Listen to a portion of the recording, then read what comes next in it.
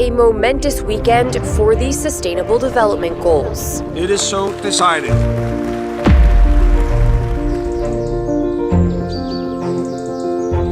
We analyzed 3,000 scientific studies and we found that they do not have had so far any transformative impact on our societies, on our political systems, not at the local level, not at the national level, not at the global level. If only 15% of the Sustainable Development Goals are met, that is a failure.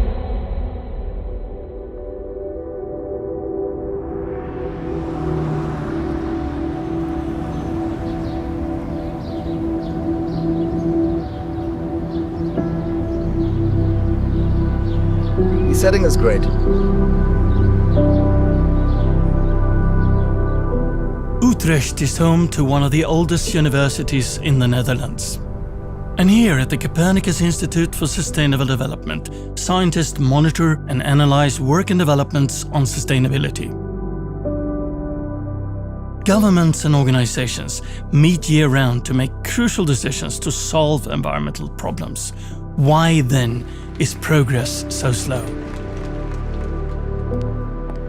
Are these goals effective? Does it make any difference that the United Nations General Assembly agrees on 17 large Sustainable Development Goals? Does it change anything?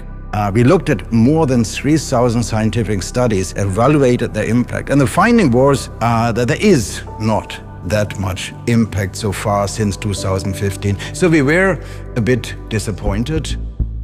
Sustainability governance involves linking scientific research with policy, legislation, and international cooperation. We can couple natural science to social sciences at this faculty, and that's quite rare in academia. One project at the Institute deals with a dilemma. When something seized as an environmental solution creates new problems, how can those problems be solved? A good example of that is electric vehicle. So which we think is a solution to climate change because it doesn't emit carbon dioxide. But when you think about where these cars are coming from, how they are manufactured, where their battery resources are coming from, and how they're mined, to what effect, we get to understand that driving an electric vehicle is not only a solution, but also a problem. But maybe not for us driving the vehicle, but probably to people who live near lithium mine, for example. In Myanmar, the country where I am from, this illegal industry is booming. One of my research projects was looking into the global standard for transparency in mining in Myanmar and how that global standard might affect the accountability in mining and eventually also the environmental and social impacts thereof. Research showed that the standard only worked in part. But people were also helped by NGOs, civil society organizations, that can then understand that information and leverage and put accountability and pressure to the government to do something about the social and environmental impacts of mining. Sustainability governance research shows that proposals for environmental protection usually take a long time to become treaties or laws. But sometimes that can happen faster than anyone projected. Ladies and gentlemen, the ship has reached the shore. This treaty is creating new institutions, like a conference of the parties for that treaty, so really focusing on the oceans, and we hadn't had that before. I think it's a good example of international environmental law. It will become effective once 60 nations have ratified it. However, the major conferences on climate change and sustainability have often produced little.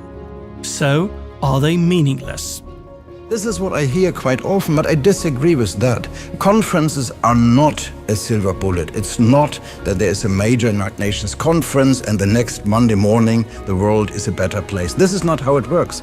International conferences in the UN system and any other context, they do have an impact. They change discourses. They change the way how we understand societies. So therefore also I will attend the Summit of the Future in New York City and continue my work with decision makers and United Nations officials and try to work towards a better governance for our planet.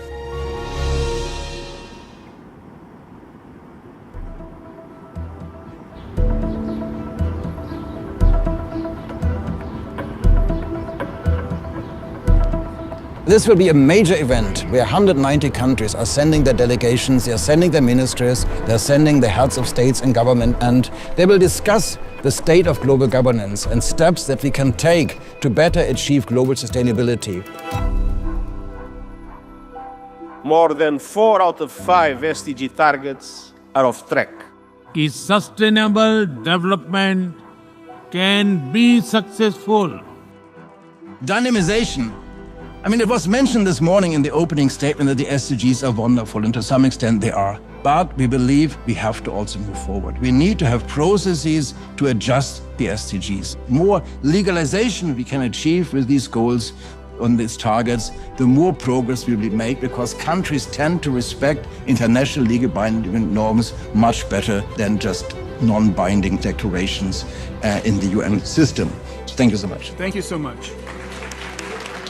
Although the Volvo Environment Prize laureates have come from various academic disciplines, most have been natural scientists, with Frank Biermann being the first political scientist to receive the award. The institutions that we have currently on politics, on policy, worldwide and regionally, are not really fit for purpose. And that his work shows that we really need the political scientists and social scientists to really have that difference and make a difference for the future.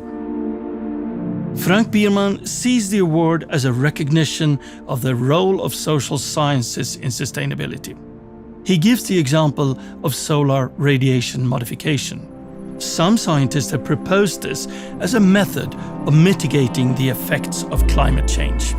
I believe that these ideas of flying around more than 1,000 airplanes around our planet day in and day out and injecting some pollutants into the stratosphere to artificially dim the sun, to artificially cool our planet, I believe this is very dangerous. I believe that governance, the political management of such approaches is very, very difficult, if not even impossible. The Earth system is under immense pressure. Time is running out. Frank Biermann believes reforming the United Nations and other global institutions is necessary for a sustainable transition. He founded the Earth System Governance Project. It has become the world's largest transdisciplinary research network of sustainability scholars who are developing better governance solutions. There would be no Earth System Governance Project if it weren't for Frank. He had a bold idea back in 2005, 2006, and he just had the vision and the tenacity to make it happen.